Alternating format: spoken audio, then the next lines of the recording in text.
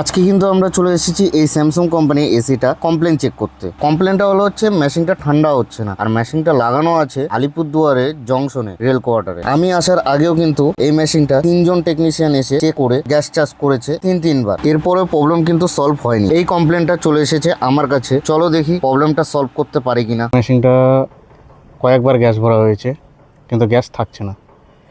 এসিটা কোথাও না কোথাও লিকেজ আছে। তো লিকেজটা কোথায় আছে সবার প্রথমে আমাকে খুঁজতে হবে। লিকেজটা বের করে তারপরেই গ্যাসটা চার্জিং করা অ্যাকচুয়ালি বুদ্ধিমানের কাজ। হয়তো লিকেজটা বের করতে পারেনি, যার জন্য গ্যাস চার্জ করছে, গ্যাস বেরিয়ে যাচ্ছে। তো চলো দেখি মেশিনটার মধ্যে কোথায় লিকেজ আছে, তারপরে গ্যাসটা চার্জিং করব। ভিডিওটা ফুল দেখতে থাকো। আমরা কিন্তু মেশিনটা খুলে নিয়েছি, দেখে নাও।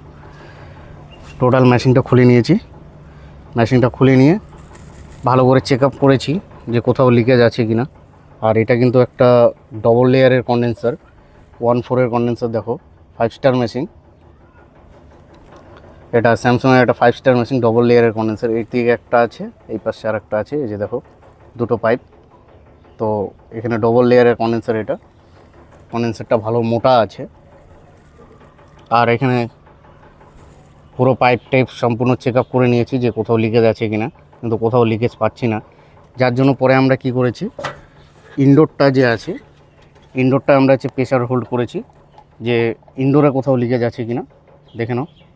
আমরা 430 PSI প্রেশার হোল্ড করেছি। তো তার 430 PSI প্রেশার এখনও আছে, প্রেশার এখনও ডাউন হয়নি। তো দেখি কিছুক্ষণ আরও, যদি প্রেশারটা যদি ডাউন হয়ে গেল তাহলে ইনডোরটা বের করব। বের করে ওটা আবার নতুন করে চেক আপ করবো যে কোথাও লিকেজ আছে কি না। একটা মেশিন যদি লিকেজ যদি না পাওয়া যায়, সেই ক্ষেত্রে গ্যাস ঢালাটা বুদ্ধিমানী কাজ নয়।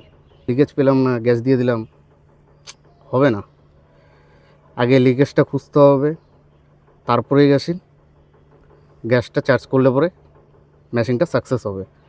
তারপরে কোনো দিনও প্রবলেম হবে না আর কোথাও। দেখি কিছুক্ষণ লিকেজটা পাওয়া যাচ্ছে কি না ইনডোরে। যদি ইনডোরে থাকে তাহলে ইনডোরটা বের করে নেব, বের করে নিয়ে ভালো করে চেক করে নেব। লিকেজটাও তোমাদেরকে দেখিয়ে ভ্যাকুম করে গ্যাস চার্জ করে দেবো। চলো, ওয়াটার কয়েলটা আমরা খুলে নিয়েছি।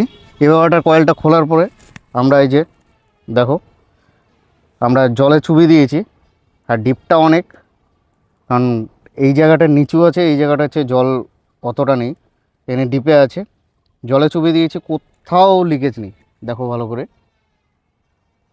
এভারটার কয়েলে কোথাও লিকেজ নেই। তো আমরা যে হচ্ছে ইনডোর আর পাইপলাইনে যে প্রেশারটা দিয়েছিলাম তখন হচ্ছে মোটামুটি 10 পয়েন্ট ডাউন হয়ে গেছিলো। তো সেই ক্ষেত্রে ইভারটার কয়েলের উপরে আমাদের একটু সন্দেহটা যায়, যার জন্য আমরা ইভারটার কয়েলটা খুলে নিয়েছি। খুলে নিয়ে এনে পুকুরে চুবিয়েছি, কোনো প্রকারে কোনো লিকেজ নেই। তাহলে লিকেজ কোথায় আছে? পাইপলাইন। তাহলে পাইপেই প্রবলেম আছে। তো চলো দেখা যাক পাইপে কোথায় লিকেজ আছে। ফাইনালি অনেক কষ্ট করে লিকেজটা পেয়ে গেছি। তো লিকেজটা প্রথমে আমরা আউটডোরে প্রেশার দিয়েছিলাম, আউটডোরে কোথাও লিকেজ পাইনি। তারপরে ইনডোর আর পাইপলাইনে প্রেশার দিয়েছি, সেখান থেকে প্রেশারটা 10 ডাউন হয়েছে। মোটামুটি 10-15 মিনিটে 10 ডাউন হয়েছে। তখন সন্দেহ হয়ে গেলো যে ইনডোরের ইভারটার কয়েলে হয়তো লিকেজ থাকতে পারে। তার জন্য আমরা এই যে ইভারটার কয়েলটা আছে এটাকে খুলে নিয়েছি। খুলে নিয়ে প্রেশার দিয়েছি, প্রেশার দিয়ে লিকেজ চেক করার জন্য পুকুরে নিয়ে গেছিলাম, কিন্তু এখানে কোথাও লিকেজ পাইনি। পুরো দেখো মেশিন খুলে রেখেছি। শেষের দিকে লিকেজটা কোথায় পেলাম দেখো তোমরা একবার। পাইপে কোথায় লিকেজ আছে, চিহ্নটা কোথায় করছিলাম, এখানে আমরা চিহ্ন করেছি। দেখে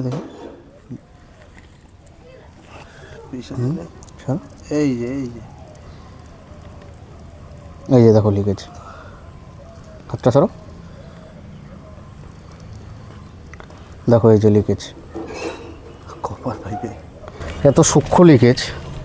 আর আমরা পুরো মেশিন খুলে পুরো একদম খুলে টুলে একদম শেষ করে দিয়েছি। শেষে কোথায় পাওয়া গেল? পাইপে। তো যেহেতু পাইপে পাওয়া গেছে, ওই জায়গাটা কেটে আবার ওয়েল্ডিং করে নতুন করে আবার মেশিন লাগিয়ে দিয়ে তারপরে ভ্যাকুম করে গ্যাস চাষ করা যাক।